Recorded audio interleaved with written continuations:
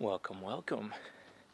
Before I start this video, let's give you a nice cold start with the valves open. So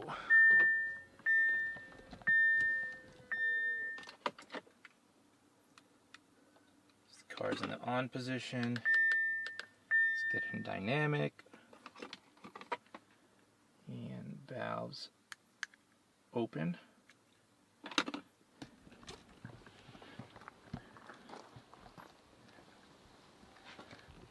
Gonna sit you guys.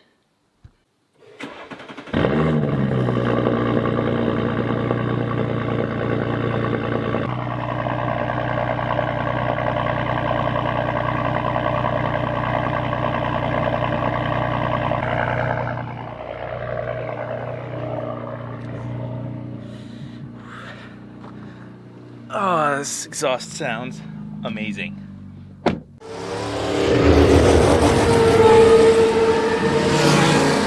Welcome back to the channel, everybody. So, hope everyone's doing well. Hope you're enjoying your summer. It's a beautiful Tuesday here in Massachusetts. So this video, I wanted to basically give everybody a roughly, my car has about 4,400 miles. I want to give everybody an update on the status, how the ownership of this car has been. I've had it since November of 2017. I had the car for roughly about 8 months now. So I want to give everybody an update on 8 months, 4,400 miles, how the car has been, if there have been any service issues, any warranty issues, just an overall updates. And also I wanted to give everybody an update on the whole exhaust dilemma that I had, essentially just talking about what happened with the original exhaust that I had, then the end result, which is the exhaust that I have on right now. I just wanted to clear some things up and just talk about exactly what happened there, and then possibly talk about some future updates and plans with this car and some things that I want to do with this channel.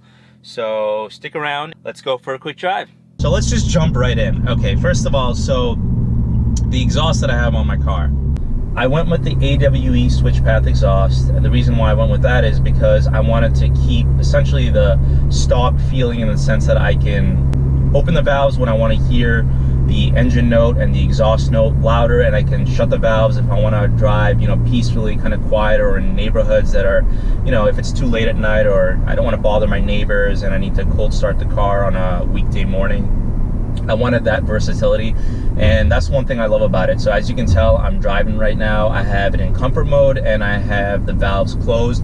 It sounds like factory. It sounds pretty quiet. I mean, I can still hear a little bit of burble, and, you know, I can hear that, you know, it's the meaty V6, you know, this is a sports car, but I mean, it just sounds a lot more subtle than if I were to open up the valves. And then when I do want to go with the push of a button, open the valves, and this thing explodes with sound. It just sounds incredible in sports mode. It just, the pops, the cracks, oh, it sounds amazing.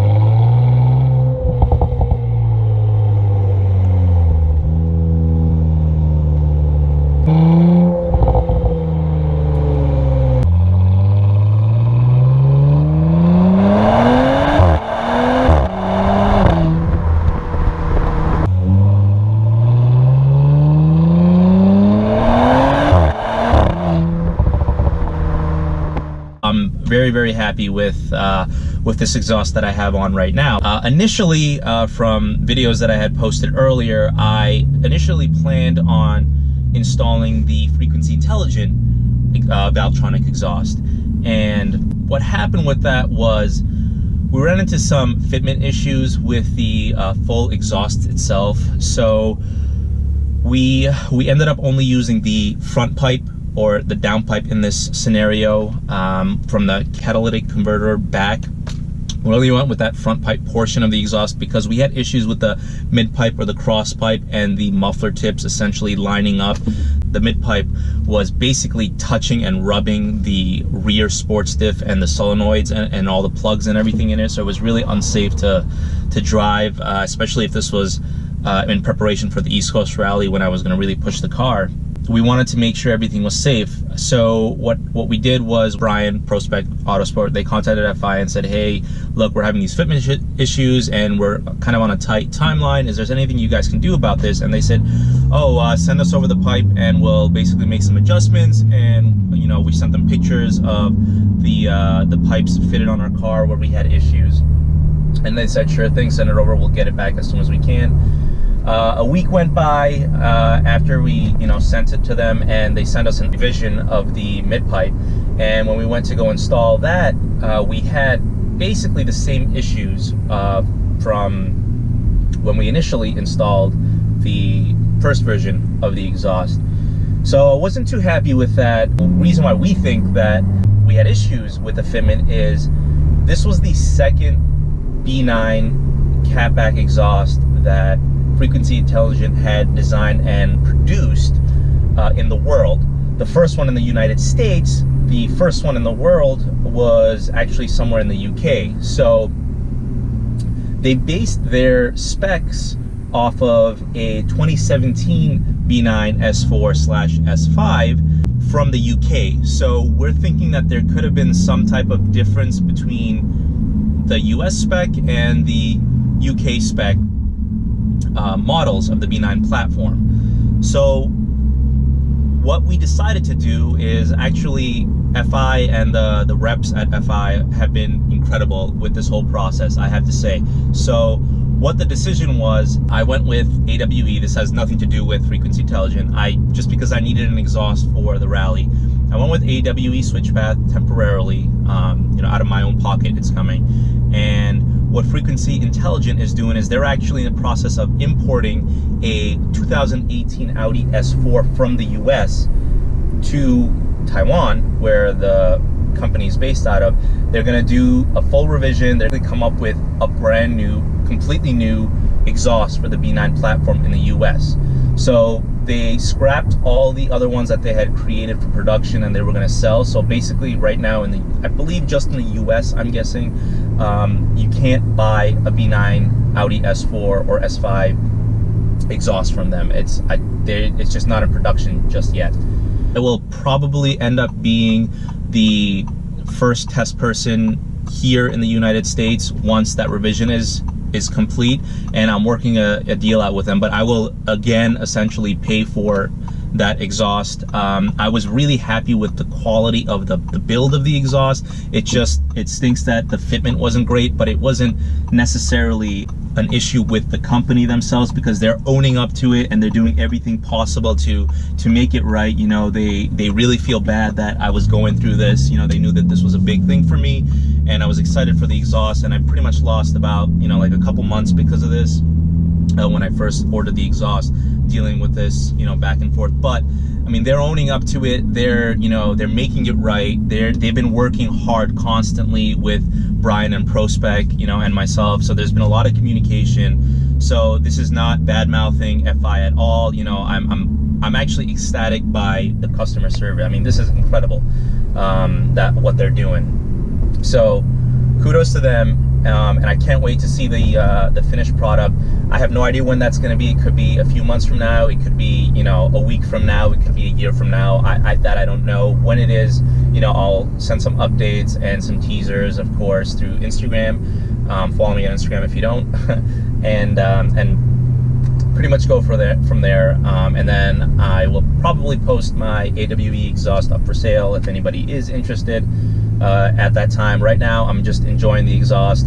I absolutely love this exhaust, don't get me wrong. There were some things with the FI exhaust that I just really liked over the AWE, but as far as sound and some quality, the quality build, the AWE is great. So I am very happy with the exhaust. Moving on, I made a couple videos a few months after I bought this car, naming them 5 things I love about my Audi S4 and 5 things I hate about my Audi S4. The love video got a lot of positive feedback, you know, so thank you to everybody who gave me that great feedback and was, you know, it actually helped them purchasing the car if they were interested. Let's get some gas first and then we'll be back.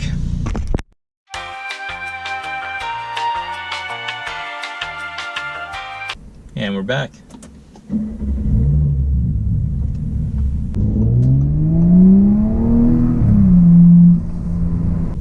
I wanted to talk briefly about the gas mileage in this car and an update on that. So initially when I made that video, this car was getting really poor gas mileage for a stock vehicle. Right? I hadn't done anything to the car. I didn't even have wheels and tires done to the car yet. So the car was averaging anywhere between 8 and 12 miles per gallon. Now, I know this is a sports car. I get it, but it's a V6 and it's a turbo, and it's like the factory claims it does anywhere between 20 to 30 miles per gallon, depending on city, highway driving, and combined. I'm not getting anywhere near that, and it was a few thousand miles I had driven with the car already, and I still wasn't getting any better, and I was on summer fuel now, and I was just really confused as to what was going on. So I talked to my dealer, and they basically said, yeah, we don't know anyone that gets 20 to 30 miles per gallon. 8 to 12 really doesn't seem right, but you must have a lead foot, and obviously from time to time I'll punch it, but like nothing crazy. So I don't really know what the problem was. Now, I get this is a sports car. Again, to those people that were basically saying, you don't know anything about a car, go buy a Prius, you don't know anything about a sports car. Like 8 to 12 miles per gallon, there are Lamborghinis, Ferraris, V12s that get better gas mileage than that, okay? I know this is a sports car, but like I wouldn't have gotten this car if I knew it was getting 8 to 12 miles per gallon. I was looking for a sports car that got decent fuel economy. I based my decision off of getting this car based off of, research on forums and, watching videos, and the company themselves claiming, these really good gas mileage numbers. So, I mean, I did all my research. We're off like 5 miles per gallon, difference, or roughly whatever. I can understand that in a way. Like, I'm not gonna cry about that. But, I mean, we're off by a significant 10 to 15 miles per gallon here. This is ridiculous. It was ridiculous. Now, that ran over. I figured out the reason why my car was getting poor fuel economy. It has the manual paddle shift options, and so what I would do most of the time is I would put it in the manual mode and just shift as I went. I didn't redline it, like keep it pinned at redline, but I would use the paddle shifters. It was just sucking and guzzling as much fuel as possible. So what I did was I actually stopped using manual mode for a good week, okay, and I just put it in drive. Now that's with comfort and dynamic and sport mode and pushing it. I saw significant changes in fuel economy. I was doing anywhere between 20 to 30 miles per gallon I was driving. I mean, I was getting about 300 to 400 miles per tank. Now that I am thrilled with. I'm ecstatic. Like that's the numbers that were projected, what a good amount of people have been seeing as well, and I can live with that completely. So it stinks that manual mode just really sucks the fuel out of this car, but I finally figured out what the problem was, and that there isn't actually any issues with the car itself. There's no problems with the motor or anything like that, and I can safely say that this car gets great fuel economy.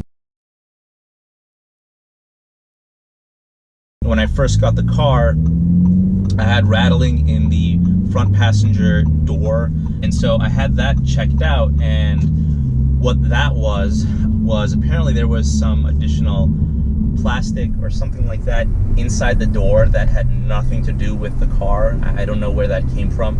So they basically took the door apart and they pulled that plastic out and removed that, and I haven't had that rattle issue since, so there was no problems with that. I had a really bad rattle here on the driver's side by this B-pillar over here. I had no idea what it was. It was really driving me nuts. So, like I had to have the windows down and music up for me to just not hear it. They replaced the full pillar. I guess something was wrong with the B-pillar here on the inside, the actual plastic covering. It was broken. They didn't give me the full details on exactly what was broken. They replaced that. That's all covered under warranty, which was awesome. So took care of that, which is great. So that's two things right there. I had another rattling coming from the rear of the car, and that was a pretty bad one. So anytime I would cruise, even if I was not hitting any bumps or cracks or anything like that, it was just a bunch of cracking and creaking going on in the rear. And apparently there was some service bulletin for it, so it was something to do with the rear headliner in the back. They needed to replace that, or not necessarily replace it, but they patched something up. So there's 3 things with sounds and rattlings that I've had with this car. All taken care of under warranty, and ever since they were taken in and dealt with, I haven't had any issues with them again, so that's great. Another thing which I'm having right now is I'm trying to figure out what it is I can hear this popping and creaking when I turn the steering wheel here. I don't really know what it is. I'm actually going to schedule another service and sit with the service tech, basically walk them through exactly what sound I'm talking about. But overall, car is great. I just wanted to give everyone an update with that, with all the stuff that I'm planning with the car. I'll be doing a bunch more stuff that's non-related to this car as well. I'll be getting back into the car reviews, and I've got a whole bunch more reviews lined up, and a few events that are coming up and car shows in the next couple weeks that are gonna be a lot of fun. So stick around, hope you enjoy it. Follow me on Instagram if you don't. Subscribe to my channel if you don't already, and hit that thumbs up button. Enjoyed this video. If you didn't, dislike it, do what you will, but you know, leave feedback, leave a comment, leave a feedback, let me know your thoughts. It's always greatly appreciated. But till next time, thanks for watching. Peace. Whatever you do, every time I fall before you, if only I knew